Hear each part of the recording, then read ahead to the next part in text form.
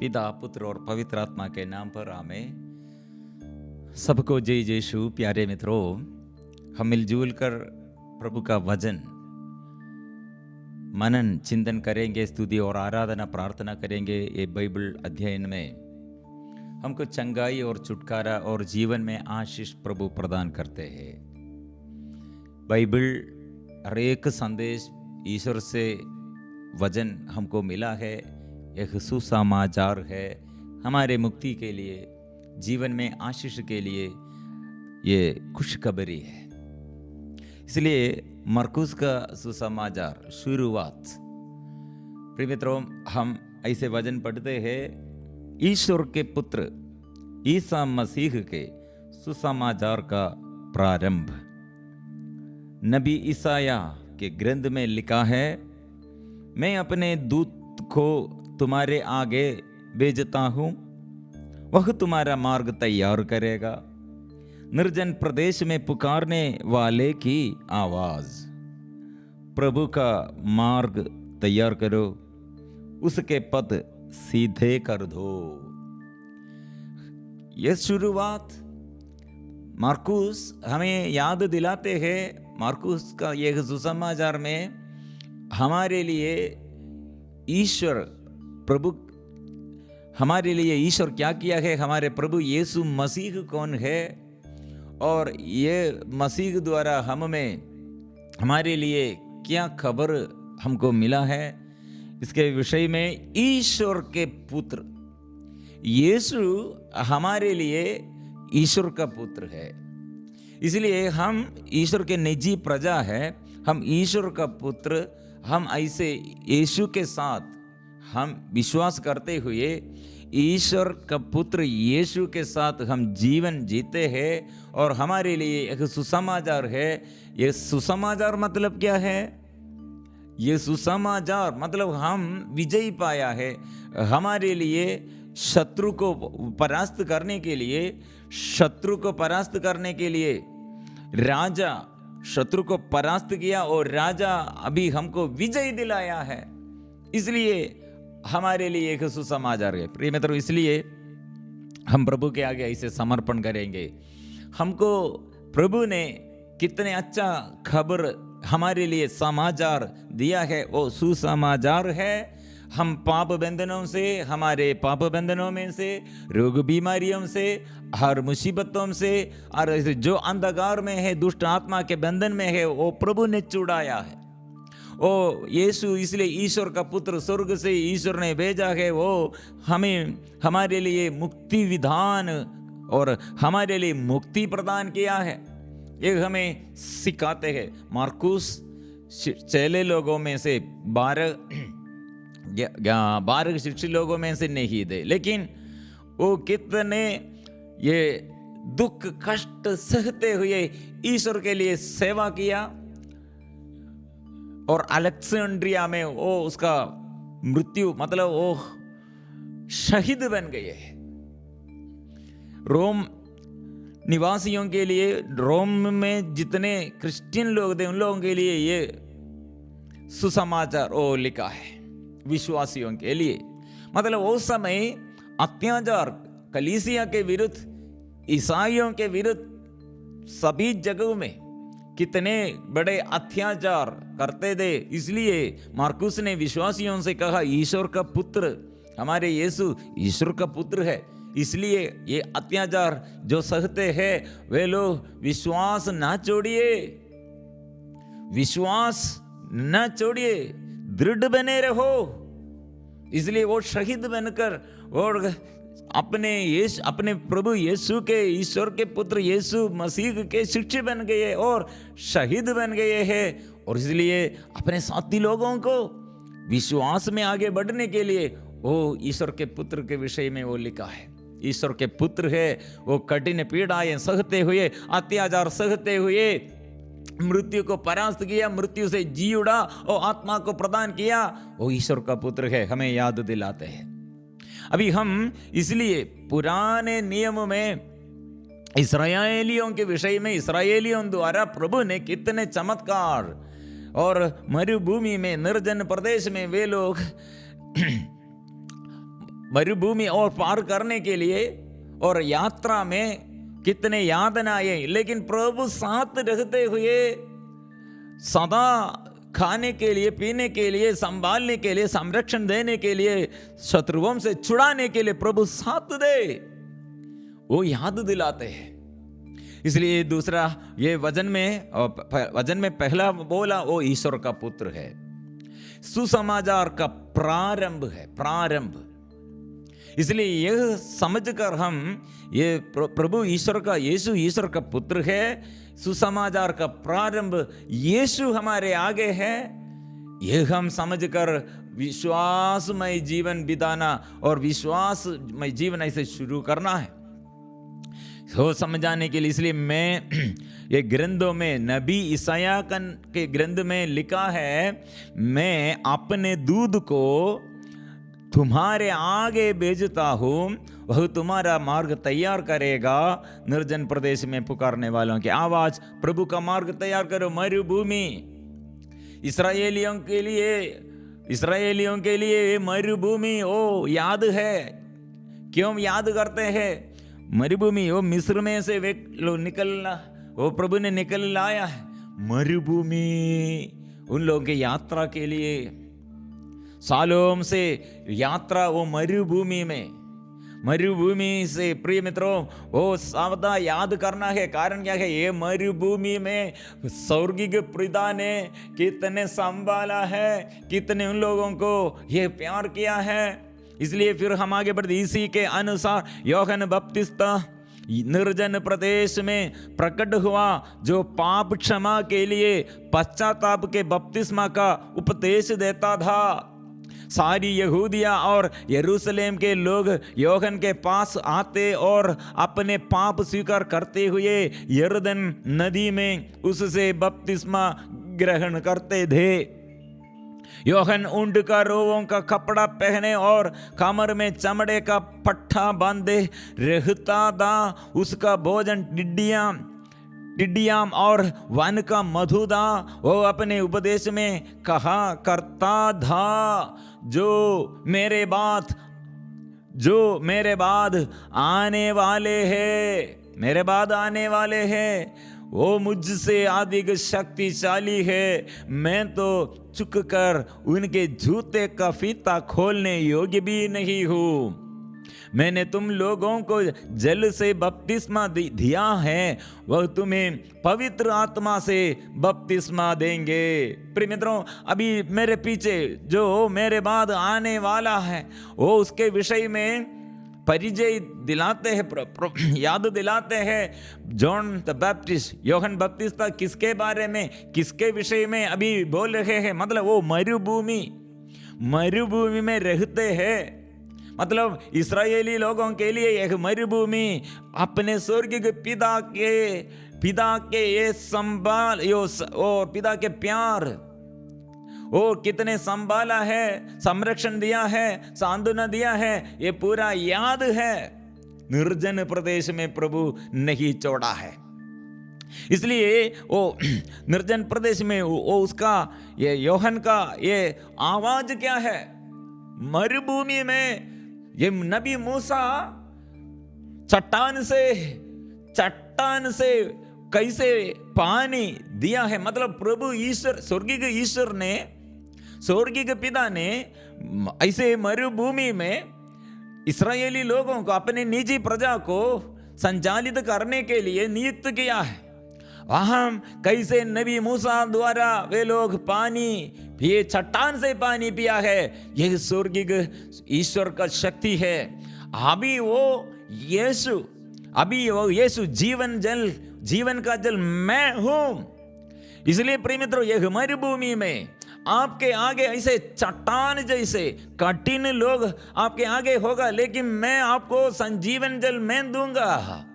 एक कठिन परिस्थिति में, एक कठिन दुख के समय, कठिन परेशानियों के समय डरो मत। ये निर्जन प्रदेश में, ये मरुभूमि में संजीवन जल का पानी मैं हूं। प्रभु ने, यीशु ने वो पानी देता है। इसलिए ये यीशु के बारे में हमें समझ आने के लिए, याद दिलाने के लिए मरुभूमि में आवाज, आप लोग क्या करना है, पाप क्षमा के लिए पश्चाताप के बपतिस्म का उपदेश देता था। पाप छोड़कर, पाप ये आप लोगों के जीवन में ये पाप के स्थिति, पाप एक बुराई के साथ संगति, वो सब छोड़ना है, ईश्वर के साथ आओ। इसलिए मरुभूमि आपको ईश्वर को याद करने के लिए, ईश्वर आपको कितने वो ईश्वर संभाला है, संरक्षण दिया है, स्वर्ग के पिता ने कितने प्यार किया है, याद दिलाने के लिए एक मरुभूमि है।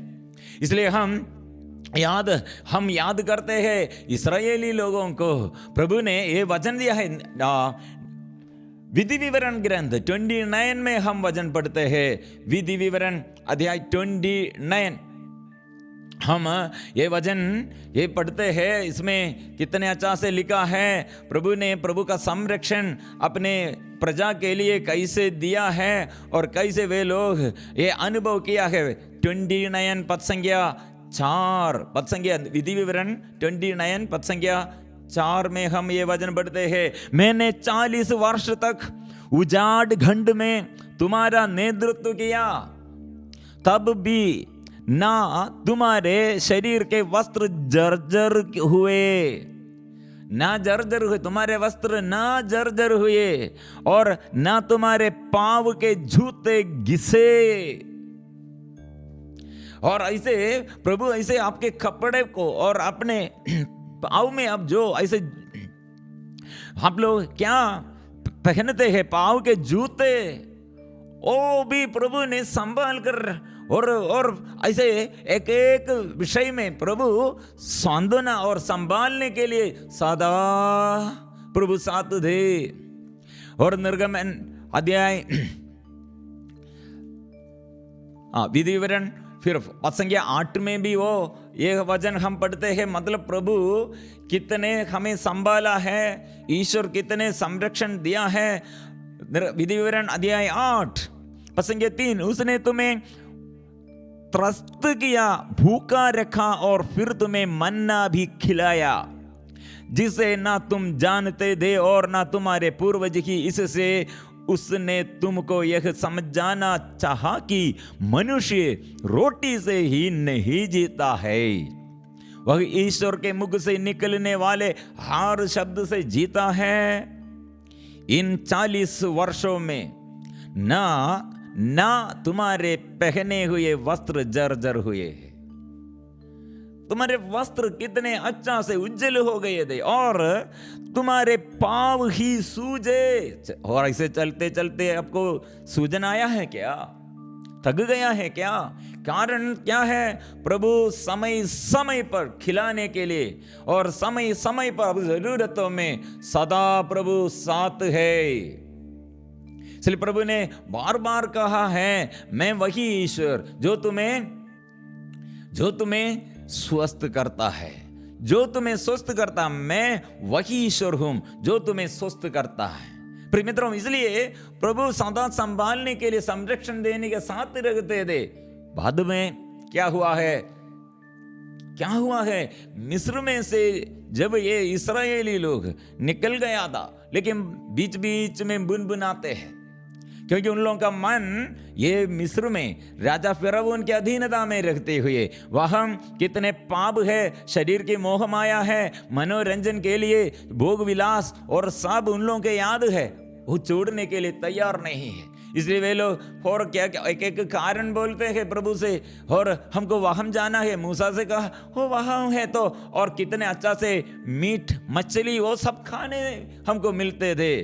और एक बात हम सुनेंगे, मतलब ये इस्राएली एलीम से आगे बढ़े, मिस्र देश से निकलने के बाद दूसरे महीने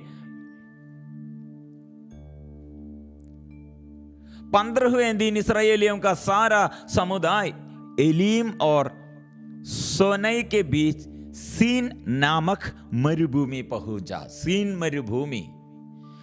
नामक मरुभूमि। वे लोग क्या किया? वे लोग बोला है, इस्राएलियों ने उनसे कहा, हम जिस समय मिस्र देश में मांस की हड्डियां के सामने बैठते थे और इच्छा भर रोटी खाते थे। हमको वहां रोटी और मांस, लोगों का ये मिस्र में रहते हुए वे लोग क्या बोल रहे हैं, हमको मिस्र में ईश्वर नहीं दे, लेकिन वहां हमको मांस और रोटी कितने हम खाते थे, वो कितने अच्छा होता है। हमको ईश्वर ज्यादा, हमको ईश्वर से ज्यादा हमको ये रोटी और मांस, मीट, मछली, हमको शरीर के विषय में, शरीर के आनंद के लिए, शरीर की इच्छा के लिए, शरीर की वासना के लिए पूर्ण स्वतंत्रता, हमको आजादी देवे। लेकिन ईश्वर के आगे हमको ऐसे आजादी। इसलिए आज कल हमारे बीच में, हमारे यहूदियों के बीच में और नास्तिकों के जीवन में और अविश्वासियों के जीवन में ये ईश्वर को छोड़कर और ये बात है शरीर के भोग विलास के लिए, मनोरंजन के लिए पीते हैं, खाते हैं, नाचते हैं, संसारिकता के अनुसार आराधना नहीं करते हैं। प्रिय मित्रों, ये अपने निजी प्रजा आई से बात करते हुए प्रभु के अंदर कितने दुख आया है। वो बुनबुनाते कितने शक्ति और चिन्ह और चमत्कार द्वारा अपने हाथ बढ़ाकर भुजबल प्रकट किया अपने प्रजा को ये शत्रु अत्याचारियों से बचाने के लिए, छुड़ाने के लिए। लेकिन अभी ये वो निजी प्रजा ईश्वर के विरुद्ध बात करते हैं। प्रभु ने क्या कहा है, अध्याय निर्गमन अध्याय 16 पद संख्या 8 में हम पढ़ते, प्रभु आज शाम तुम्हें खाने के लिए मांस देगा और कल सुबह इच्छा भर रोटी। मैं एक मरुभूमि में, एक निर्जन प्रदेश में मैं दूंगा रोटी और मांस, रोटी और मांस। इसलिए प्रभु ने कहा आप लोग बुनबुनाते हैं, फिर वापस जाने के लिए, फिर पाप करने के लिए, पाप की ओर झुकाव है आप लोगों का, ईश्वर के प्रति प्यार नहीं है। इसलिए प्रिय मित्रों, याद रखो ये इस्राएली लोगों के लिए कितने प्रभु चिन्ह और चमत्कार प्रकट किया, पापों को क्षमा दिया, पाप स्वीकार करने के लिए। इसलिए अभी यूहन्ना बपतिस्थ अभी यहूदियों के आगे ये जोर से पुकारते हैं मरुभूमि में, याद रखो। हम क्या पढ़ते हैं फिर पद संख्या 13 में, निर्गमन अध्याय 16 पद संख्या 13, उसी शाम को बटेरों का झुंड उड़ता हुआ आया और छावनी पर बैठ गया है, और सुबह छावनी के चारों ओर कुहरा छाया रहा है। खाना अभी रोटी और मांस, प्रभु ने कितने उन लोगों को प्यार किया है, दिया है। नहीं तो वे लोग वापस जाएगा, पाप में गिर जाएगा, वासनाओं में और अन्य देवी देवताओं के आगे, मूर्तियों के आगे वे लोग नाचेगा और वहां जाकर पिएगा, वहां जाकर वे लोग खाएगा और ऐसे आराधना गलती से वे करेगा, फिर वो बंदी बन जाएगा। प्रभु नहीं चाहते हैं। इसलिए अभी संत यूहन्ना बपतिस्थ अभी हमें याद दिलाते हैं, अभी हम में आज कल हमारे आगे याद दिलाते हैं, आप याद रखो, आपको संभालने के लिए, संरक्षण देने के लिए, सांत्वना देने के लिए, आपके आंसू और आपके पोंछने के लिए, आपके दुख दूर करने के लिए, साथ सहारा देने के लिए, सदा साथ रहने के लिए प्रभु है।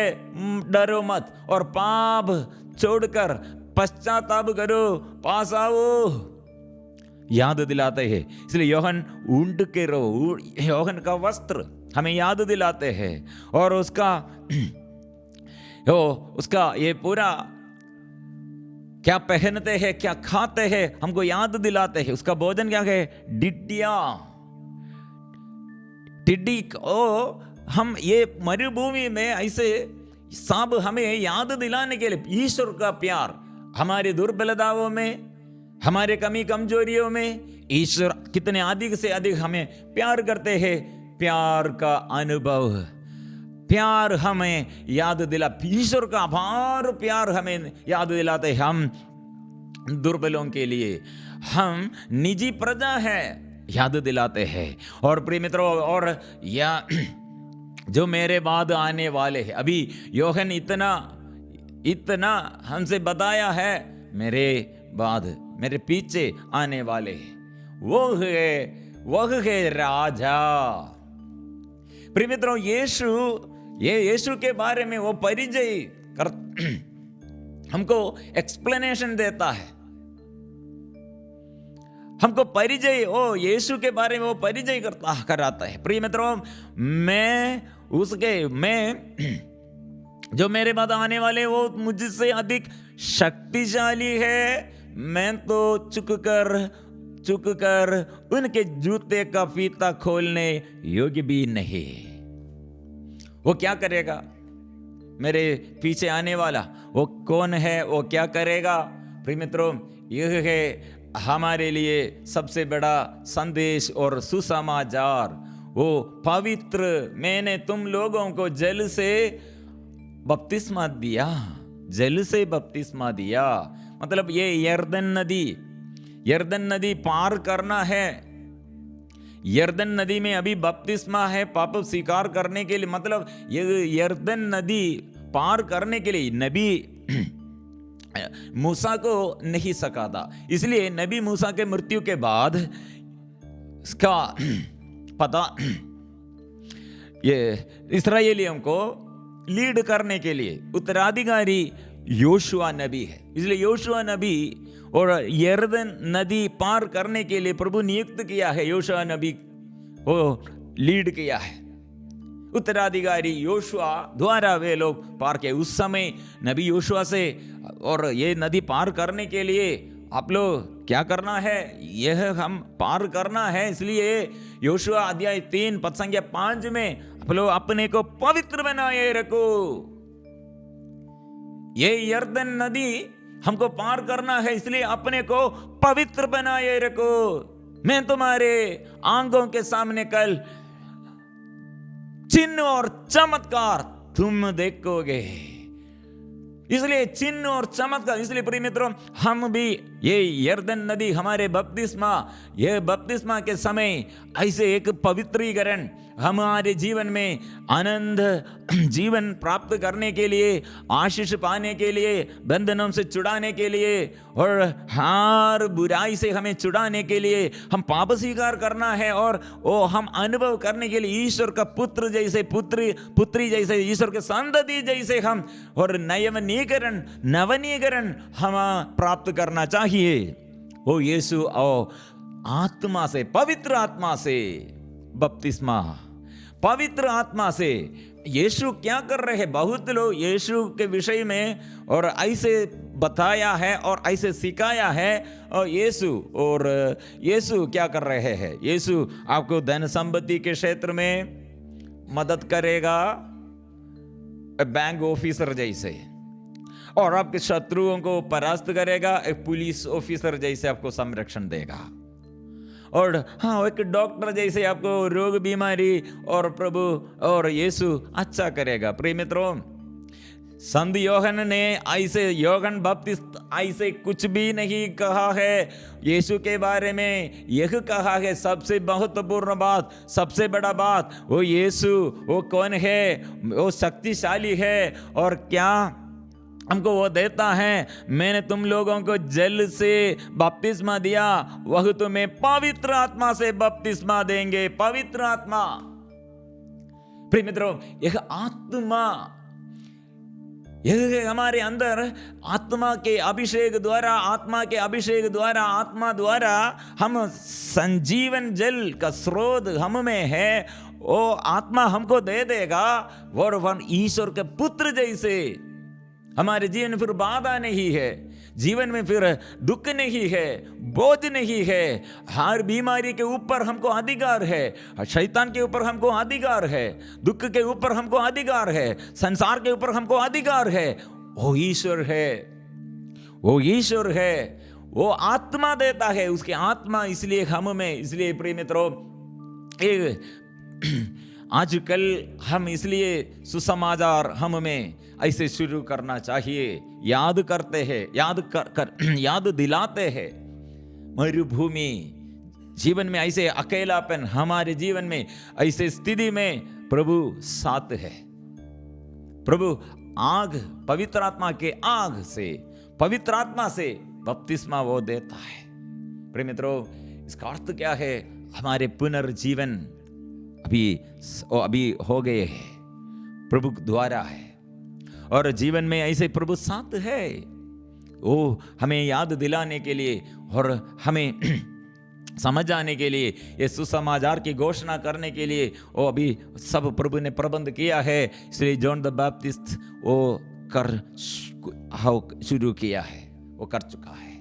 हम प्रार्थना करेंगे, प्रभु मेरे जीवन में यह सुसमाचार संत मार्कुस द्वारा हमको ये वचन मिला है, प्रभु से हमको मिला है। वो मार्कुस शहीद बन गए हैं अपनी विश्वासियों के बीच में अत्याचार के समय, और कितने लोगों के ये विश्वास नष्ट हो गए हैं। वो विश्वासियों को और दृढ़ बने रहो, प्रभु ने कहा दृढ़ बने रहो। ऐसे विश्वास और बढ़ाने के लिए, विश्वास में दृढ़ रहने के लिए, ये अत्याचारियों के बीच में ऐसे प्रभु का नाम लेते हुए प्रार्थना करने के लिए, खड़े करने के लिए, और हमें याद दिलाते हैं यह ईश्वर का पुत्र है, वो आनंद जीवन देता है हमारे लिए, हमारे जीवन को पुनर्निर्माण करते हैं। टूटे फूटे परिवार में ऐसे जो भटक गए बेकार जीवन है, वो प्रभु पुनर्स्थापना और पुनर्जीवन वो देता है।